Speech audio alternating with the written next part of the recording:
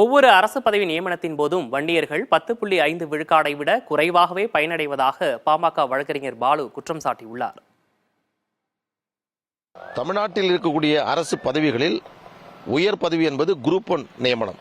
பிறகு பதவி உயர்வின் மூலமாக அரசு செயலாளர், காவல்துறை இயக்குனர் என்ற நிலையில் இருக்கக்கூடியவர்கள்.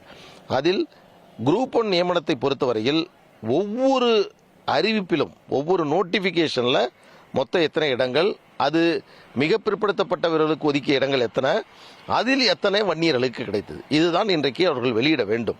ஆனால் ஒவ்வொரு நியமனத்தின் போதும் வன்னியர்கள் 10.5 விட குறைவாக பயனடைகிறார்கள் என்பது தெரிந்த பிறகு மொத்தம் தமிழ்நாட்டில் இருக்கக்கூடிய குரூப் 1 அதிகாரிகளுடைய பட்டியலை எடுத்து அவர்கள் பதவி உயர்வின் மூலமாக வந்தவர்கள் அல்லது நேரடி நியமனத்தின் மூலமாக வந்தவர்கள் என்று தொகுத்து அதிகமாக இருக்கிறார்கள் என்று காட்டுவது என்பது ஒரு தவறான ஒரு அணுகுமுறை.